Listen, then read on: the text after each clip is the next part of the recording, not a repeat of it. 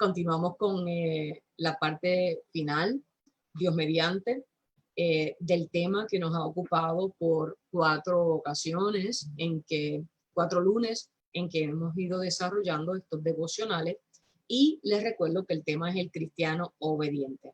El cristiano obediente es un tema que se ha alargado en el tiempo porque hemos ido a la Biblia, donde encontramos aquellas guías que nos ayudan a desarrollar obediencia a Dios, a sus estatutos, a sus mandamientos y sobre todo a la santificación a la que llama a sus hijos, para que podamos en el día del juicio ganarnos ese pase a la salvación y a la vida eterna.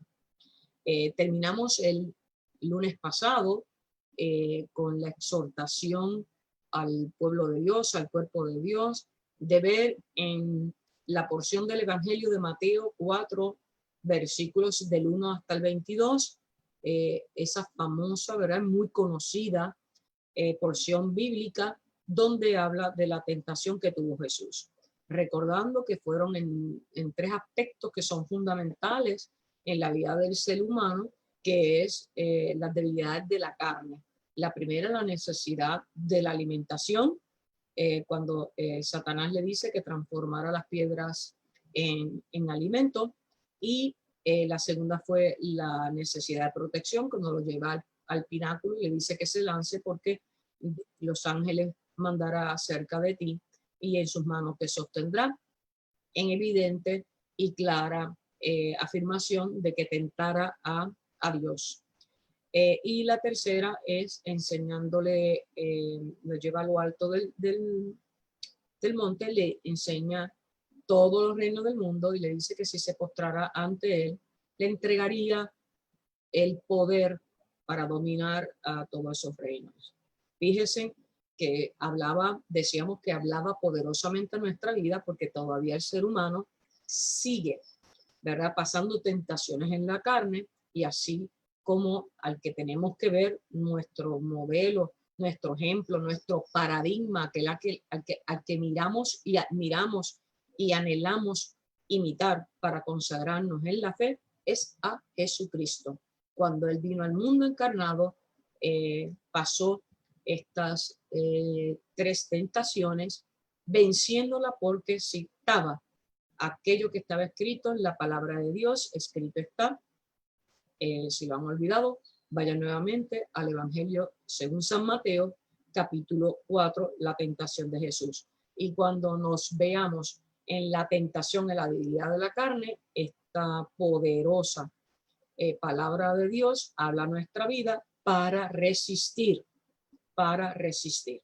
y para, una vez más, recordar que nosotros podemos y tenemos autoridad para reprender al enemigo de las almas, al mentiroso, y una vez más recordar nuestra identidad espiritual como hijos de Dios y hermanos y amigos de nuestro amado Señor Jesucristo. Y es a través de la comunión con el Espíritu Santo, en esa Trinidad, que nosotros podemos perseverar en la fe y sobre todo ir desarrollando obediencia espiritual. Hoy el tema con el cual quisiera compartir con ustedes va a tener que ver con 2 conceptos: tentación y pecado. Antes de eso, una vez más, los invito a que vayamos a la Biblia en el libro de Santiago capítulo 1, versículos del 1 en adelante. Voy a ir comentándolos, pero por favor, todos en Santiago capítulo 1, versículos del 1 en adelante, y leemos en el nombre de Dios Padre, Hijo y Espíritu Santo. Santiago, siervo de Dios y del Señor Jesucristo, a las 12 tribus que están en la dispersión, salud. Voy a comentar, ¿verdad?, conforme vaya leyendo.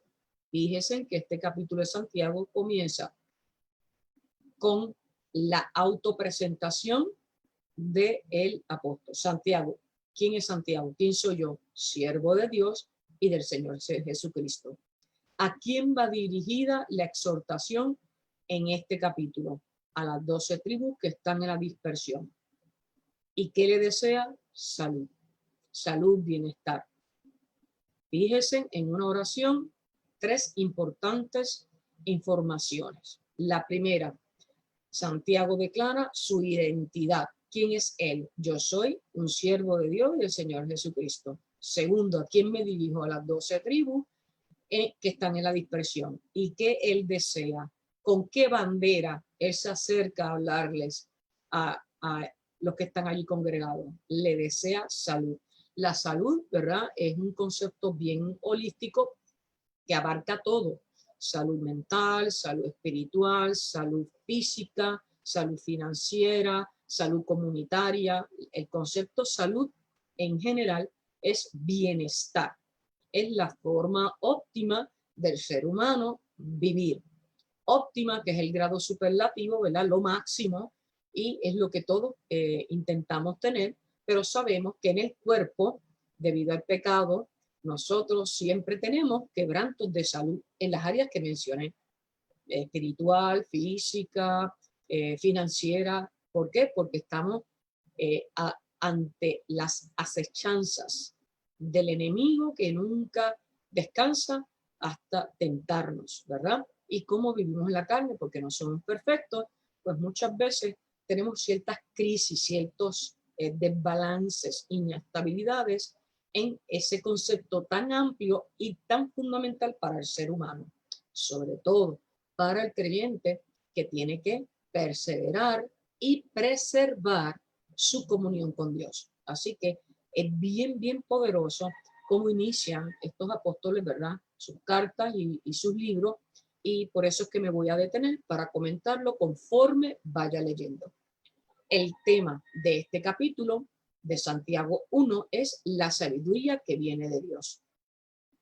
El segundo versículo dice: hermanos míos, tened por sumo gozo cuando os halléis en diversas pruebas, sabiendo que la prueba de vuestra fe produce paciencia. Él, luego que les desea salud, inmediatamente va al tema que a él le ocupa. Allí había prueba y él le viene a decir: tener por sumo gozo cuando estén diversas pruebas, porque las pruebas en la fe producen paciencia, que es un don y una virtud. Así que él está consciente, ¿verdad?, de que allí hay que dar palabra de estímulo y hay una exhortación. Que tengamos gozo, que tengamos fe, porque la fe produce paciencia. Fíjense que está relacionado a los frutos del Espíritu. Por lo tanto, él está hablando a la naturaleza espiritual de los que están allí, que también hoy nos habla a nosotros. Por eso es que estamos discutiendo esta porción bíblica. Continúa en el versículo 4. Mas tenga la paciencia su obra completa para que seáis perfectos y cabales, sin que os falte cosa alguna. Mas tenga la paciencia su obra completa. Es decir, paciencia es tolerancia y resistencia. Tolerar en el cuerpo, ¿verdad? Tolerar para no flaquear, resistir cabalmente a las tentaciones y resistir para no claudicar a nuestra fe, que nada amenazca a nuestra fe y que los problemas y las pruebas sean más grandes que nuestra fe. En la carne hay una tendencia que tenemos los seres humanos y es un poco al drama, a ver las cosas más grandes de lo que son. Eso tiene que ver mucho al carácter, eso tiene que ver, también tiene explicaciones a nivel cultural. Las exageraciones de las emociones, cuando estamos alegres somos los más alegres y cuando estamos tristes también somos los más trágicos. Un poco hay que ir controlando y dominando el carácter emocional que tenemos. Ustedes saben que el último fruto del Espíritu, ¿verdad?, el noveno, es el dominio propio. Y el dominio propio tiene que ver mucho con esa exacerbación emocional en la que a veces nos movemos. Hablo del mundo, ¿verdad? Hispanoamericano, latinoamericano y caribeño, porque ese es el que yo conozco, el que he vivido, en el que me muevo, al ser del Caribe, ¿verdad? De un país de Puerto Rico, que lo que me están escuchando habrán conocido muchos puertorriqueños muy exagerados en sus emociones, muy dramáticos, ¿verdad? Muy buena gente, pero también que a la hora de que eh, eh, tengamos que ventilar emociones, pues como que somos un poco exagerados. Es un comentario con respeto, pues, yo amo mi cultura, amo mi país, vivo con orgullo de la identidad, ¿verdad? Cultural que a Dios le plació darme, pero sin que eso me nuble el sentido común. También a veces hay que detenerse y decir, yo sigo la corriente del mundo, soy una exagerada, soy una dramática, porque yo no puedo responder a una identidad cultural. Cuando venimos a Cristo, yo respondo a una identidad espiritual. Yo tengo que cuidar mucho esa identidad, que la carnal no pase sobre la espiritual. Así que yo me lo tengo que aplicar todos los días, hermano, porque eso está, ¿verdad?, en la piel. Eso es producto de la crianza, eso es producto de nuestras relaciones familiares, vecinales, y es un poco, ¿verdad?, conductas aprendidas, conductas que se ponen como conductas que hay que imitar, y es la única forma en que la gente entiende, pero usted y yo tenemos que cada día ir sacando esas cizañas emocionales que a veces nos alejan de las virtudes del espíritu. Bien, por eso es que Él nos exhorta que cuando estemos en la prueba tengamos gozo. Él nos dice, cuando estén en la prueba, pónganse a gritar y a ventilar sus problemas, porque esa es la forma correcta. No, Él nos dice que tengamos un gozo, porque es que el problema y las pruebas no pueden ser mayor que nuestra fe. Bien, en el versículo 5, qué exhortación extraordinaria, escuchen. Y si alguno de vosotros tiene falta de sabiduría, la sabiduría viene de Dios. La inteligencia siempre es en el nivel humano, pero la sabiduría, que es ese discernimiento que está asociado con los valores del espíritu, eso hay que pedirlo a Dios. Eso no se encuentra en los libros, eso se encuentra en la relación con Dios a través de su palabra y el Espíritu Santo, quien nos va revelando a través de la palabra poderosa de Dios, la voz de Dios, su plan profético y su propósito para con nuestra vida. Así que dice, pídala a Dios, el cual a todos abundantemente y sin reproches les será dada. La sabiduría es exclusiva para alguna persona, es como a Dios le plazca y conforme sean tus necesidades y tu proceso espiritual.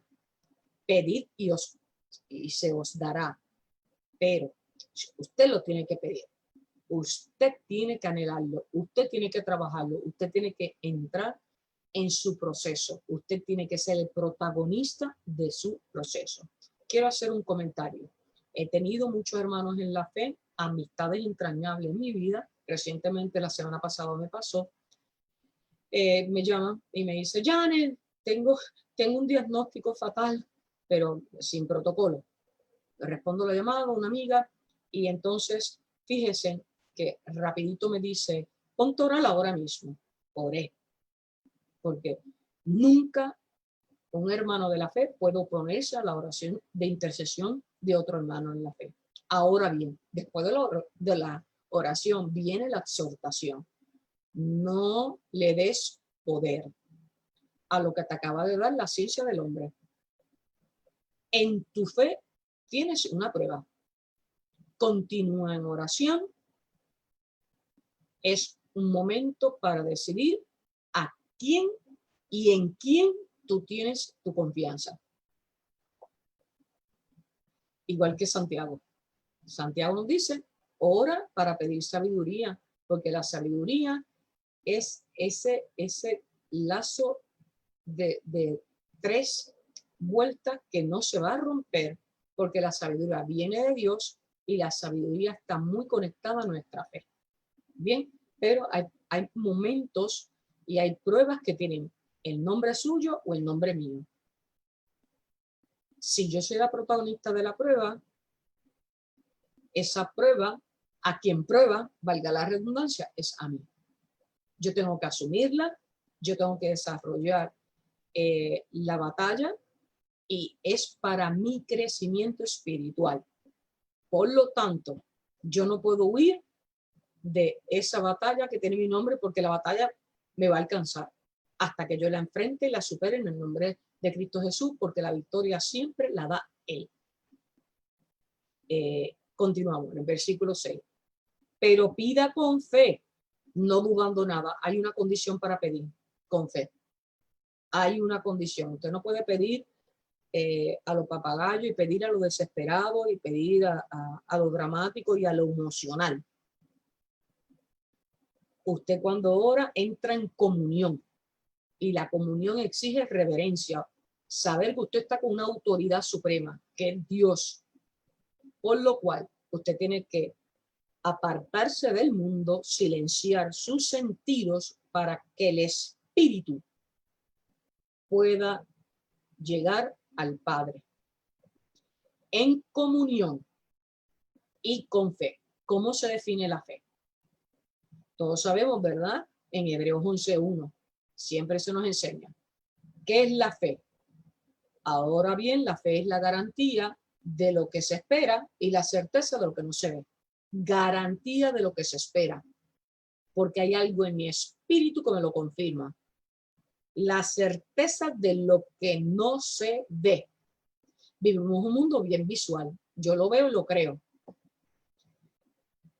Vivimos un mundo que se ha privilegiado lo visual en gran medida por la tecnología, porque todo lo podemos ver.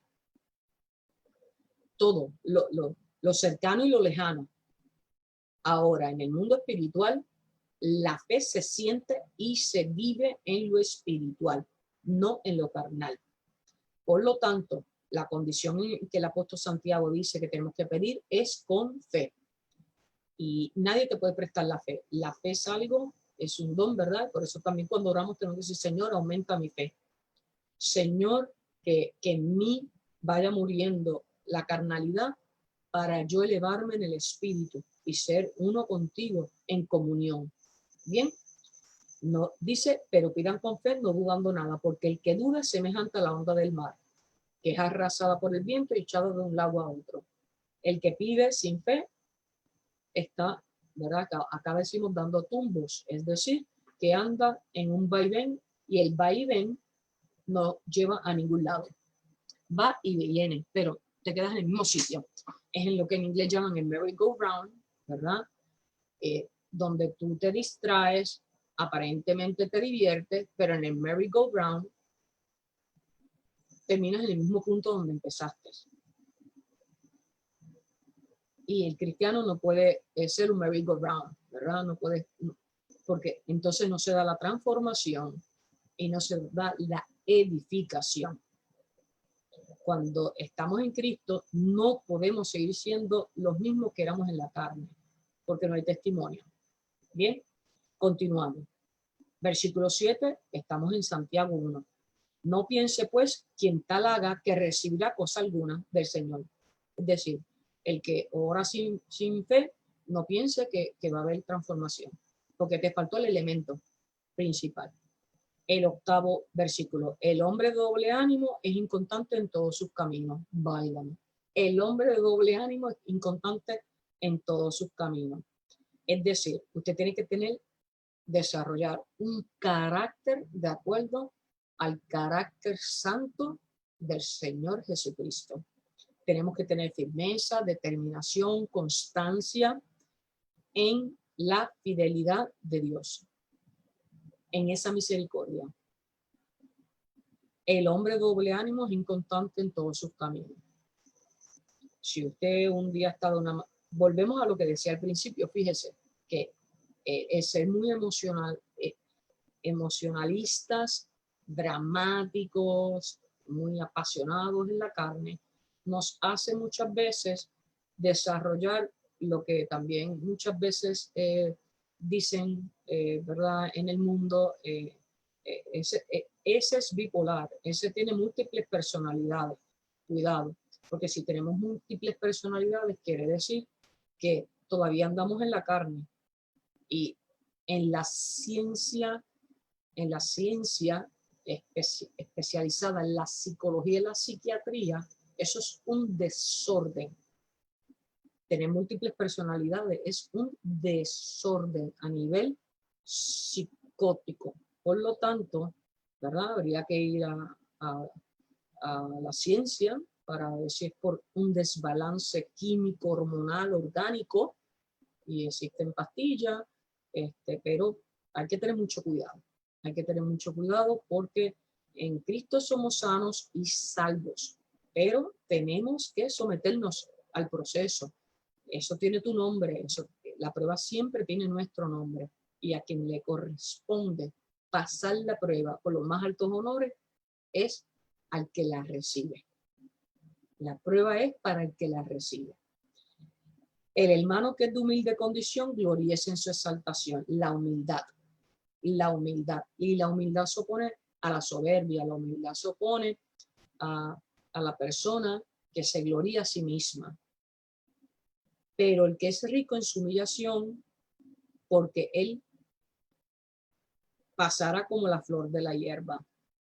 Porque cuando sale el sol con calor abrasador, la hierba se seca, su flor se cae y perece su hermosa apariencia. Así también se marchitará el rico en todas sus empresas. Es decir, aquí le habla específicamente al rico que cree que por la salud financiera tiene garantizada la relación con Dios y la salvación. Todo lo que es del mundo perecerá. El rico tiene que someter su vanidad y la gloria de la carne a buscar la salvación en Cristo. La riqueza no da salvación. Las riquezas son medios, ¿verdad? Medios que permiten el que tú puedas tener los recursos básicos en lo justo y lo necesario. Si lo justo y lo necesario sobrepasa, cuéntalo como bendición a tu vida y en las bienaventuranzas, ¿verdad? Para nuestra vida, nosotros debemos ayudar en el evangelio de amor y servicio al prójimo. Y si sobrepasa, ¿verdad?, tu bendición, implícitamente hay una comisión. Y es ayudar a los desprotegidos. Por eso, también las riquezas llegan con nombre. Cada persona, ¿verdad? Bendito es rico, que pueda tener los medios para usarlo para bendición, para el prójimo y para el ministerio de Jesús, que es el evangelio de amor y servicio. Por lo tanto, y que hemos conocido, ¿verdad? Hay muchas biografías extraordinarias de gente que ha sido, ¿verdad?, rica y que ha dispuesto parte de sus bienes para la obra de Dios. Así que nunca hemos dicho que la riqueza es mala. Malo siempre es el uso que se le da a lo que en bendición recibimos. Fíjense que aquí dice que el rico en su humillación, pero el rico en su humillación pasará como la flor de la hierba. Por lo tanto, el rico es una exhortación a que el rico no se gloríe. El versículo 12, estamos en Santiago 1, el versículo 12. Bienaventurado el varón que soporta la tentación, porque cuando haya resistido la prueba, recibirá la corona de la vida que Dios ha prometido a los que le aman. Promesa de Dios, y Dios no es hijo de hombre para cambiar sus promesas, ni para mentir. Cuando alguno es tentado, no diga que es tentado parte de Dios. Tremendo, hermanos. Porque Dios no puede ser tentado por el mal, ni él tienta a nadie, sino que cada uno es tentado cuando de su propia concupiscencia, que es decir, naturaleza pecaminosa, deseos pecaminosos, es atraído y seducido. Esto es bien importante. Los versículos 12, 13 y 14 nos están diciendo, cuando tengamos pruebas que nosotros mismos buscamos por nuestras malas decisiones, por abrazar los deseos del mundo, después no digamos, esta prueba que Dios me ha mandado, porque Dios no va a tentarnos para el mal. Entonces la concupiscencia, que una vez más esa palabra, ese concepto tiene que ver con los deseos carnales que nos llevan al pecado. Después que ha concebido, esto en el versículo 15, da a luz el pecado, y el pecado siendo consumado da luz a la muerte. Es decir, aquí hay una ecuación. Los deseos carnales, que ahí viene, ¿verdad? La violación, el quebrantamiento de los estatutos y los mandamientos, nos llevan al pecado. Los deseos, la tentación de hacer el mal, que esa es naturaleza pecaminosa porque es herencia, ¿verdad? Que tenemos, herencia carnal, y vivimos en el mundo del pecado. Por lo tanto, el pecado siempre nos va a llevar a la muerte. Amados hermanos, no erréis. Errar es fallar. Versículo 16. El 17. Toda buena dádiva y todo don perfecto desciende de lo alto. Viene del Padre de las luces, en el cual no hay mudanza ni sombra de variación. Él de su voluntad nos hizo nacer por la palabra de verdad para que seamos primicias de sus criaturas. 18. Por esto, mis amados hermanos, todo hombre sea pronto para oír, tardo para hablar y tardo para airarse. Airarse es enojarse. Fíjense que nos da consejo de sabiduría. Por esto, mis amados hermanos, todo hombre sea pronto para oír, tardo para hablar y tardo para airarse. Dominio, ¿verdad? Propio. El dominio propio se lo tenemos que entregar ¿a quién? A Dios. Por eso es que en la oración modelo se dice, hágase tu voluntad. Cuando vamos matando la carne, el ego, la inmundicia que está en nuestra mente, producto de lo que vende el mundo, nosotros entregamos nuestra voluntad a Dios Padre. Él así lo dice en la oración modelo, que se haga tu voluntad, así en la tierra como en el cielo. Y esa voluntad también es que no se haga la mía. Porque la ira del hombre no obra la justicia de Dios. De hecho, la ira siempre es una conspiración contra el Espíritu Santo. Son los dardos del enemigo para alejarnos de la comunión santa con el Dios eterno. 21, versículo 21, por lo cual, desechando toda inmundicia y abundancia de malicia, recibid con mansedumbre la palabra implantada, la cual puede salvar nuestras almas. Pero sed hacedores de la palabra, y no tan solo oidores, engañándoos a vosotros mismos.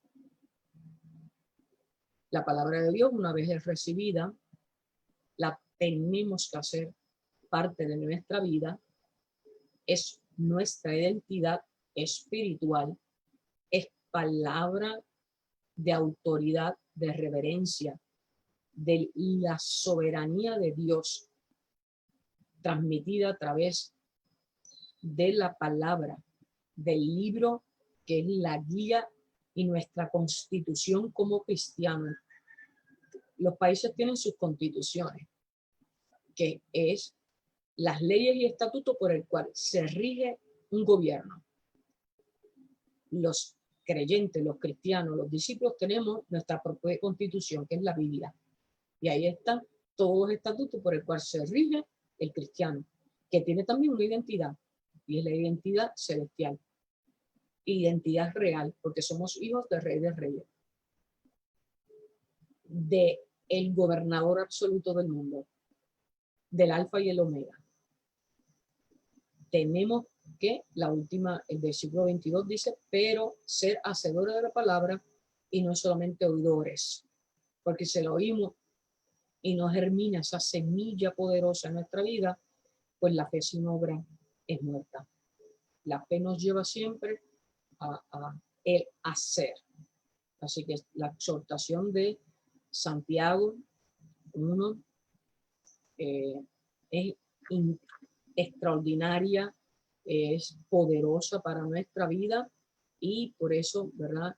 Les exhorto a que la lean. Yo muchas veces la tengo que releer porque le habla a mi vida, es consejo en la palabra de Dios y me da paz para el caminar en Cristo, para cuando tengo que pasar mis procesos.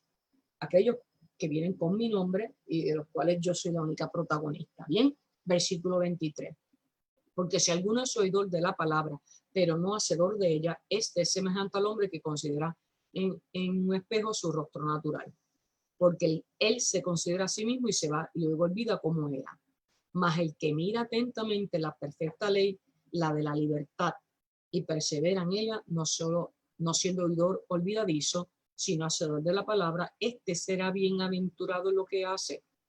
Este versículo 25 nos está llamando a que tengamos un estilo de vida, a que en el adiestramiento del proceso, en el caminar en Cristo, en que vamos siendo transformados, en que su luz admirable nos ilumina y nos santifica para ser merecedores de la gracia, de la salvación y las bendiciones y riquezas en gloria.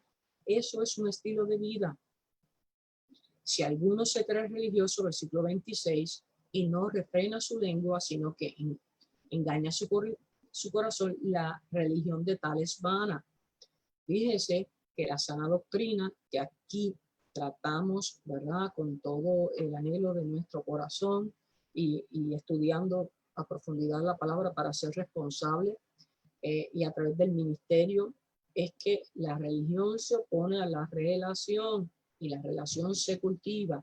Una religión, entendiendo la religión como rituales repetitivos, eso no es a lo que Dios nos llama. Dios nos llama a una relación y la relación se cultiva a través de la oración, de citarnos con Dios, de buscarlo en todo, en ayuno, en el estudio de la palabra, en capacitación, en adiestramiento, congregándonos, teniendo guías espirituales. Eso no se da un vacío, amados hermanos. Es todo un cambio de estilo de vida. La religión pura y sin mácula delante de Dios el Padre es esta. Versículo 29. Visitar a los huérfanos y a las viudas en sus tribulaciones y guardarse sin mancha del mundo. Una vez más, en aquella época, ¿verdad? Ayudar los huérfanos y las viudas. Hay muchos tipos de orfandad, no solamente el niño que no tiene padre ni madre. Hay huérfanos espirituales, hay huérfanos adultos emocionales. Hay muchos tipos de orfandad y las viudas en sus tribulaciones.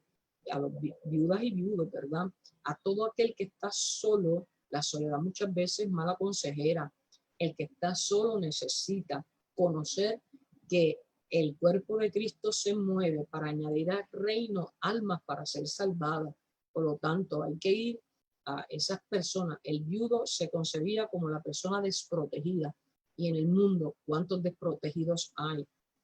Por lo tanto, estos dos conceptos, el huérfano y el viudo, se extienden, se amplían en el mundo actual, porque viudo es aquel que en aquella época el que quedaba, la viuda quedaba desprotegida.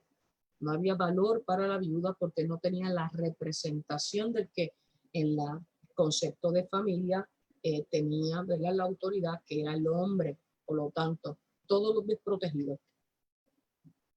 Eso incluye a los marginados, a los homeless, ¿verdad? A los que están sin hogar, a los que están perdidos en el mundo, a los que están en los vicios, a los vagabundos, a todo aquel que tiene una crisis de vida en donde ha perdido la esperanza. Y el Evangelio de Dios, comencé esta porción de la palabra en Santiago diciendo que tenía un ingrediente especial y es la fe, de acuerdo a lo que la misma palabra la define en Hebreos 11.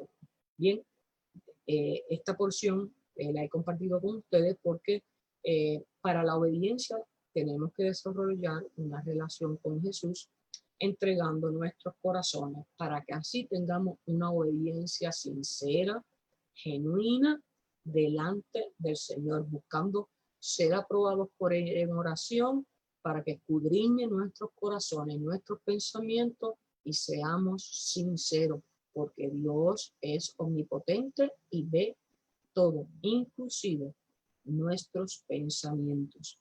Bien, vamos a lo que es tentación y pecado, ¿verdad? Porque hemos hablado de tentación y pecado.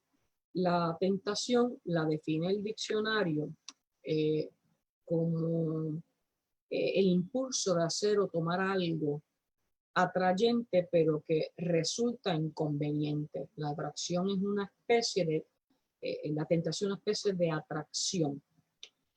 Además, es la incitación a pecar por parte del maligno.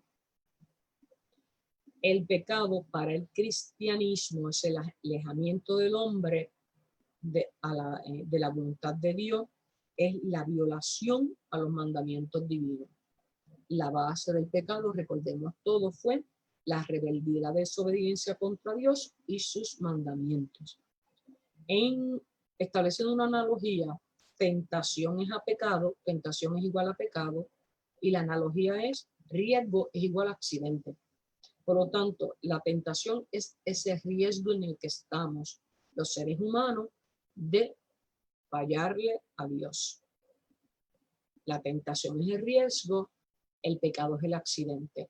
Y el accidente, ¿verdad?, nos puede llevar a la muerte, a la pérdida de la salvación, a que nuestra alma sea condenada porque hemos sido desobedientes. ¿Qué tentaciones nosotros tenemos, digamos, diariamente? Tentaciones en el hogar, por ejemplo, para que podamos apropiarnos de este concepto. Tentaciones en el hogar puede ser estar chismorreando, hablando del prójimo, criticando, ¿verdad?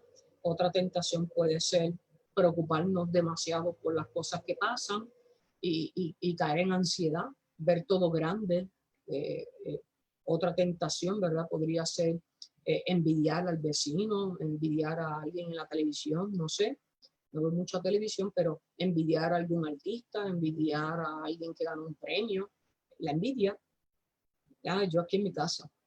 El cuarto podría ser otra tentación, comer en exceso y dañarnos la salud, el pecado de la gula, el estar come y que tu vida sea enfocada en la ansiedad de la que hablaba al principio, de las tentaciones. La ansiedad puede llevar a que tú desarrolles un desorden alimenticio y el desorden alimenticio todos sabemos que lleva al quebranto de salud. Y nos está olvidando algo, que el cuerpo es el templo del espíritu. Si dañamos el cuerpo, si no tenemos salud física, pues estamos contristando al Espíritu Santo. ¿Por qué? Porque un cuerpo enfermo, que lo hemos enfermado por desobediencia, por tentación, pues obviamente trae sufrimiento, abatimiento. Bien, hay enfermedades que nos buscamos pero que nos encuentran. Hay otras que la buscamos por no tener un estilo de vida saludable conforme a lo que manda la Constitución, que es la Biblia. Bien, otra tentación desde el hogar no tenemos que salir, podría ser algo que ha sido ahora trending, se ha convertido, ¿verdad?, en una especie de moda, y es el estar comprando online. No lo necesitas, pero en la ansiedad te da con comprar. No voy a mencionar, ¿verdad? Tampoco soy de las que compra mucho por online, pero estoy escuchando mucho gente, pero no, por ejemplo, yo digo, no encontré en la tienda esto que necesitaba. Muchacha, vete a tal y tal, por no mencionar ni nada de promoción, y empieza la gastadera. Hay gente que toda la semana o todos los días está comprando en línea.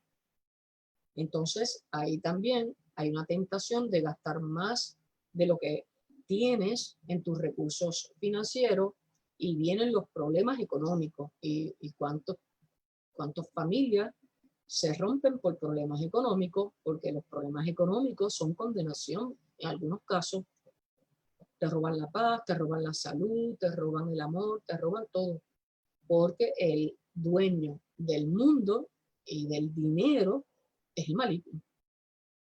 Bien, si lo dejamos, si se lo permitimos, si permitimos que nos manipule y perdemos ese dominio propio, que es el espíritu diciendo yo mando y cuido y preservo en la fe a este hijo de Dios que está sellado y él tiene comunión conmigo. Por lo tanto, por eso es tan importante la oración, por eso es tan importante estar en la palabra, estar en la presencia para siempre desarrollar discernimiento.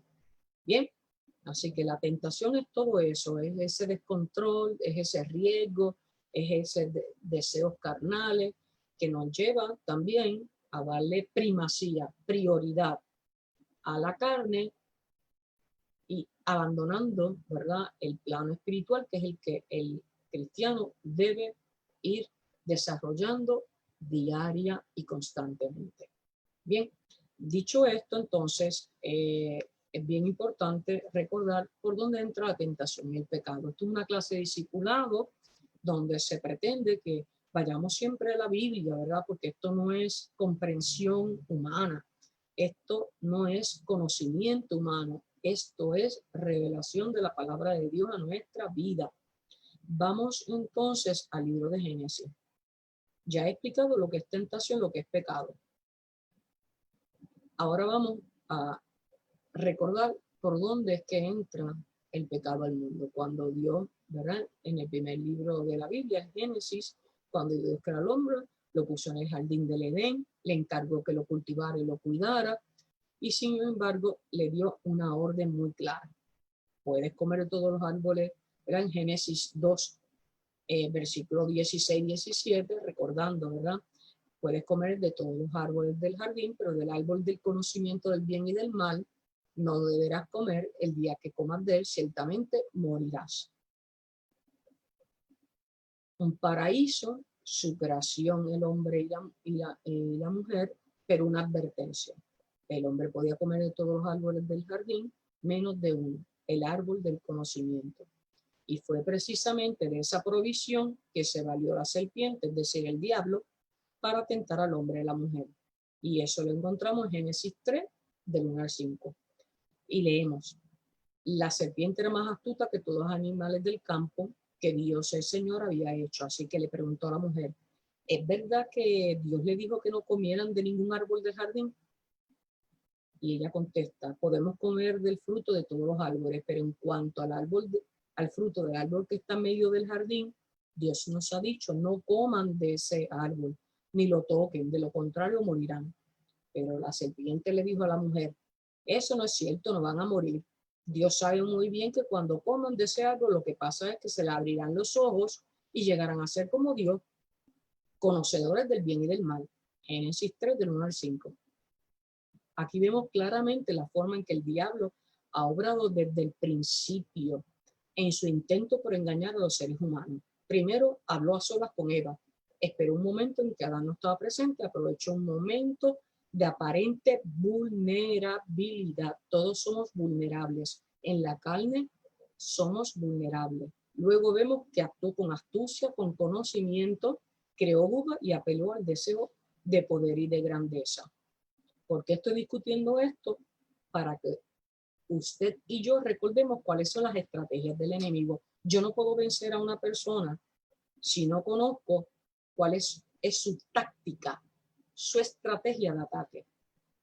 Fíjese, hermano, por eso es que les comparto esto. Les voy a hablar ahora de las 4 estrategias de ataque de la serpiente maligna desde el Génesis, que es el modus operandi que tiene el enemigo. Número 1, ¿cómo ataca? Con astucia. La serpiente fue hábil para engañar con cautela y delicadeza. Comienza con una pregunta de la cual ya sabía la respuesta. Habla con Eva como si fueran amigas, conversando sobre algo rutinario. Es decir, el enemigo se nos acerca con astucia a través de preguntas, haciéndose pasar por nuestros compañeros, nuestro amigo, un igual. Una de las estrategias del enemigo con astucia. Segundo, con conocimiento. La serpiente conocía la prohibición de Dios y las consecuencias que traería la desobediencia. Se había informado muy bien y presentó su argumento de forma engañosa, pero convincente. Usando ¿qué? Manipulación, tergiversar es darle la vuelta, darle un nuevo significado a las cosas de manera tal que se turbara el corazón y la fe. Eso es lo que hace el enemigo. Trabaja con astucia y con conocimiento. Tercero, creó dudas en el corazón de Eva y básicamente llamó a Dios mentiroso. Dijo, no, eso no te va a pasar. Lo que va a pasar es que tú vas a ser igual que Dios, que vas a conocer el bien y el mal. Tranquilo. ¿Y qué pasa? Eva ahí plagió, cedió. La engañó al tergiversar el significado de la palabra muerte, pero no le explicó que la desobediencia traería como consecuencia la muerte espiritual y la separación del hombre y de Dios. Cuarto y último, apeló al deseo de poder. Eso está intrínseco, es inherente al ser humano. El ser humano, ¿verdad? Si usted le ofrece a un ser humano algo que le va a proporcionar poder, eso es bien seductor. Y él le dijo, no, si tú vas a tener entonces, imagínate, la plena conciencia del bien y del mal. Esa manipulación, esa seducción del poder y de grandeza que había en el corazón de Eva, ¿verdad? Le dijo, llegarán a ser como Dios, conocedores del bien y del mal, y eso fue suficiente seducción. Tristemente, primero fue Eva y después Adán, escogieron desobedecer a Dios y hacerle caso a la serpiente. Este acto marcó la ruptura de la comunión que había entre Dios y su creación.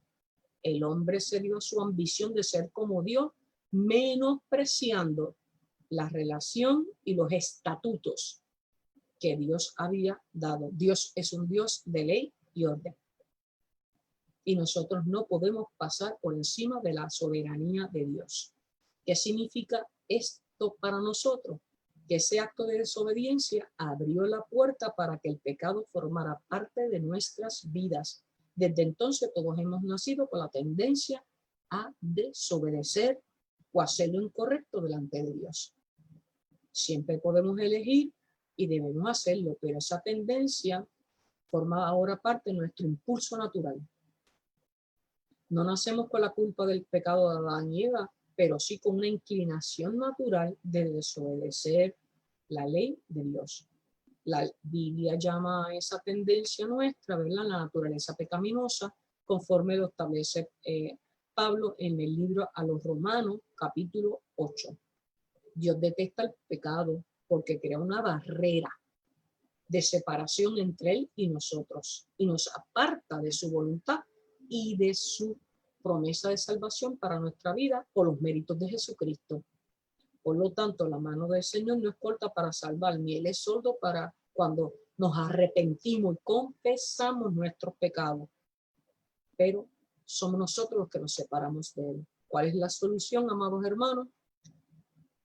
La solución siempre está en el arrepentimiento, la solución siempre está en aceptar a Cristo Jesús como nuestro único y suficiente Salvador para que seamos sellados en el Espíritu Santo y podamos ser transformados, redimidos, que es liberado y reconciliado con el Dios Padre y recibir por gracia su bendición y la promesa de salvación.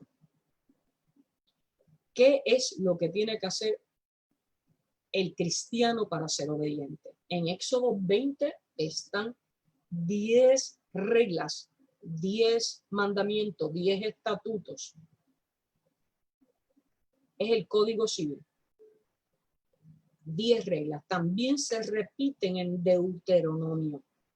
Deuteronomio, ¿verdad?, uno de los libros del Pentateuco, de los primeros 5 libros del Antiguo Testamento. Deuteronomio significa repetición de la ley. En Deuteronomio, el capítulo 5, en Éxodo 20 están los 10 mandamientos, ¿verdad?, que fueron dados a Moisés. Pero en Deuteronomio libro también que se le atribuye a Moisés, el Pentateuco completo, en Deuteronomio, que significa repetición de la ley, Deuteronomio 5, tenemos la repetición de la ley. Vamos a repasarla. ¿Cuál es el primer mandamiento? Yo soy tu Dios. Lo estoy, ¿verdad?, abreviando. Yo soy tu Dios. Segundo, que no tengamos dioses ajenos ni imágenes delante de él, es decir, no idolatría. Primero, Dios soberano. No idolatría. La tercera, no uses el nombre de Dios, Jehová, en vano. No profanar el nombre de Dios, porque su nombre es santo. Cuarto, acuérdate el día de reposo para santificarlo. Es decir, de los 7 días, ¿verdad? Tenemos un día para dedicárselo a Dios, para adorarle, para alabarle, para escudriñar su palabra, para apartarnos y ir creando una relación con Dios. Es todos los días, pero hay un día específico de adoración. Quinto mandamiento: honra a tu padre y a tu madre para que tus días en la tierra sean alargados. Es el único mandamiento con promesa. Dios nos dio una identidad carnal. Somos hijos de, y nos llama a honrar a los padres que Él en el cielo designó para que nosotros naciéramos. Por lo tanto, hay un deber en la carne también, honrar al padre y a la madre. Fíjense en que estos 5 mandamientos, los primeros 5 tienen que ver con la relación de nosotros con el Padre Celestial. Reconocerlo. Yo soy Dios. Segundo, no idolatría. Porque la idolatría ofende y reta a Dios. Tercero, no usar el nombre de Dios en vano. No profanar su nombre. Cuarto, adorarle. Acuérdate el día de reposo para santificarlo. Y quinto, honra a tu padre, a tu madre, porque Él es nuestro Padre Celestial, pero Él designó unos padres carnales para que fueran, ¿verdad?, en la mayordomía de la paternidad, la maternidad, los que nos dieran vida, nos criaran y también nos lleven a un encuentro con Él. 5 mandamientos que tienen, los primeros 5 mandamientos que tienen que ver con respecto a nuestra relación con el Creador y nuestros padres carnales. Del 6 al 10 es nuestra relación con el prójimo. Todo es no. Fíjese, el sexto es no matar.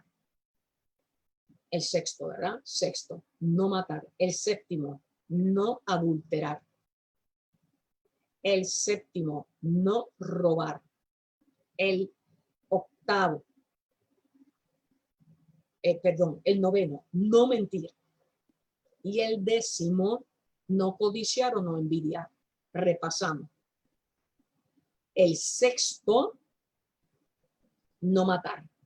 Séptimo, no adulterar. El octavo, no robar. El noveno, no mentir. Y el 10, no codiciar. Del sexto en adelante es nuestra relación en cuanto al prójimo. Porque aquí, si yo mato, estoy matando al prójimo. Si yo adultero, es en relación a relaciones sexuales fuera del sacramento. Y si yo robo, le hago daño al prójimo, porque yo no me robo a mí misma, le robo al prójimo. Si yo miento, miento en torno a mi relación con el prójimo. Y si yo envidio, envidio en torno a mi relación con el prójimo. Porque el Evangelio de Dios se resume en amar y servir al prójimo. Todo lo que se opone al ego. Porque el ego fue lo que llevó al ángel caído, ¿verdad?, a retar a Dios y a perder la luz admirable y la compañía celestial. Por lo tanto, fíjense en cómo estos 10 mandamientos básicos son los que rigen la vida del cristiano, y si los conocemos, si los recordamos, cuando estemos diariamente ante situaciones y pruebas, decimos, espérate, déjame analizar esta prueba, ¿con qué mandamiento está atentando? Y si tenemos, por eso es que tenemos que tener estas clases de discipulado, conocer el ABC de lo que es el fundamento bíblico, conocer el canon o conocer la constitución de la que rige o por la cual nos regimos los cristianos, porque eso nos empodera, porque la palabra hay poder y es nuestro escudo para poder vencer los dardos del enemigo. Si usted está en una situación de prueba, usted tiene que decir cuál mandamiento esta situación está amenazando. Si usted reconoce eso, dice, vamos a ver qué estrategia está usando el enemigo. ¿Se acuerdan las 4 que dije? Las mismas 4 que ha utilizado desde el principio de la humanidad cuando tentó a Adán y Eva en el paraíso. Entonces usted hace un análisis para que no caiga. Y usted dice, con astucia, con conocimiento. ¿Con cuál estrategia? Repasando, fue con esta prueba. Viene con la astucia del enemigo, con el conocimiento, creándome dudas, o de alguna manera está tentando contra mi salvación para darme el poder que ofrece el mundo. Una vez usted pase por ese escrutinio, esa evaluación, usted entonces toma mejores decisiones en el espíritu conforme al plan de salvación y el destino profético que Dios tiene para su vida y para la mía. Pero nos tenemos que detener un momento, ese dominio propio, entregarse al Espíritu Santo para que nos frene y no actuar por impulsos en la carne. Siempre el impulso en la carne nos lleva a la desobediencia y a salirnos del camino que Dios nos tiene trazado. Finalmente, ¿qué tenemos que hacer? Pues en Santiago 4:7, amados hermanos, someteos pues a Dios, resistir al diablo y huirá de nosotros. Someteos a Dios, resistir al diablo. Ya le he dado estrategia, conozca los 10 mandamientos, conozca las 4 estrategias que utilizó allá en el Edén para hacer que Adán y Eva fallaran. Son las mismas. Y tenemos que ceder nuestra voluntad a Dios. Para resistir al diablo, debemos usar el equipo espiritual de Dios, que es Jesús, que por los méritos de Jesús en la cruz cargó nuestros pecados y por gracia hemos sido redimidos, reconciliados por el Padre. Tenemos que entonces reconocer que en Jesús tenemos al único y suficiente Salvador para nuestra vida, que por gracia al Padre le ha placido, ¿verdad?, darnos el regalo de salvación. Que en su palabra vemos los estatutos por el cual debemos regir nuestra vida para recibir, ¿verdad?, en gracia las bendiciones en misericordia para nuestra vida, y que en el mundo siempre tendremos aflicción, pero su palabra dice, confía, yo he vencido el mundo. Y que es a través del Espíritu Santo que viene a nuestra vida una vez somos reconocidos de Dios, porque hemos confesado, reconocido con nuestra boca el corazón de los dichos de tu boca, ¿verdad? Tenemos que ser sinceros, porque los dichos de nuestra boca vienen como meditación del corazón, lo decía el salmista. Es un cántico precioso. Si no lo confesamos, nos engañamos nosotros mismos. Tenemos que confesarlo, porque en la confesión hay un reconocimiento, y en ese reconocimiento es únicamente que se da una transformación, porque Dios quiere escuchar que de lo que está en nuestro corazón hay arrepentimiento. Si no lo decimos, no hay arrepentimiento. Si no hay arrepentimiento, no puede haber transformación. Y si no hay transformación, no hay obediencia. Por lo tanto, en Gálatas 5:16, amados hermanos, Dios, a través de su poderosa palabra, en Gálatas nos dice, vivan por el Espíritu y no seguirán los deseos de la naturaleza pecaminosa. Gálatas 5:16, vivan por el Espíritu y no seguirán los deseos de la naturaleza pecaminosa. En Gálatas, recuerden que es donde tenemos los frutos o el fruto del Espíritu, que son 9, ya lo hemos discutido anteriormente también. Es importante que se lo conozcan de memoria. Los primeros 3 son con relación a Dios, los del 4 al 6 es la relación con el prójimo, y del 7 al 9 es la relación con nosotros mismos en torno a esa comunión santificada a que nos llama en Gálatas a tener el fruto del Espíritu Santo. Puntos para recordar, y con esto concluyo esta unidad bajo el título de cristiano obediente. Primero, la obediencia a Dios se basa en el hecho de que Él es nuestro creador y le obedecemos firme y totalmente. Segundo, que en todas sus palabras, es decir, en la Biblia, Dios nos revela cuáles son sus normas. Tercero, que a medida que nos apropiamos de la palabra de Dios, experimentamos una vida en obediencia a través del Espíritu Santo.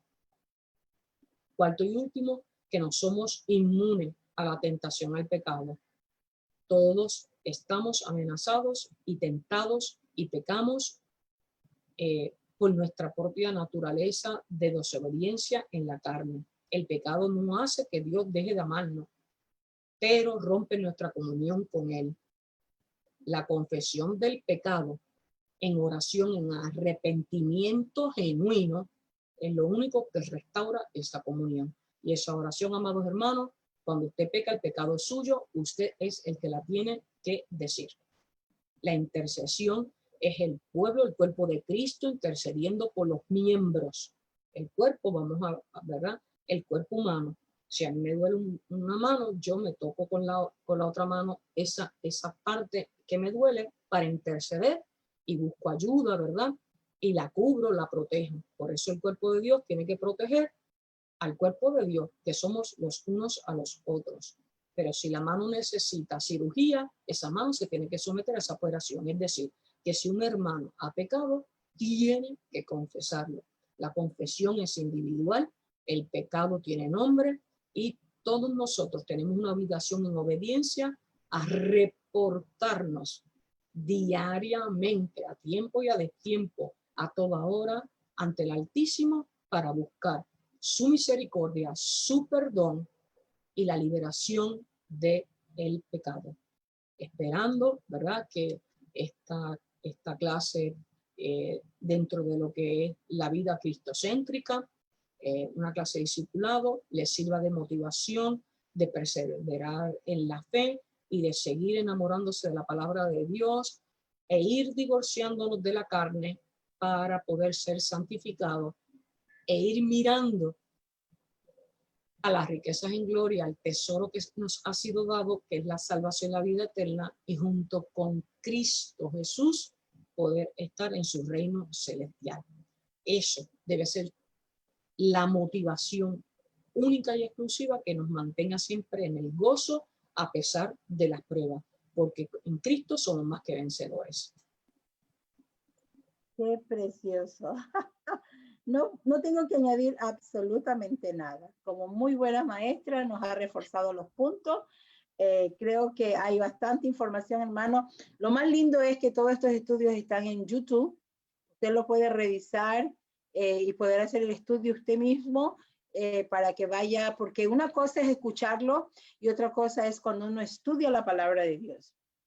Yo por años he escuchado tantas enseñanzas, pero cuando me toca predicar cómo me alimenta, cómo me bendice esta palabra a mí primeramente.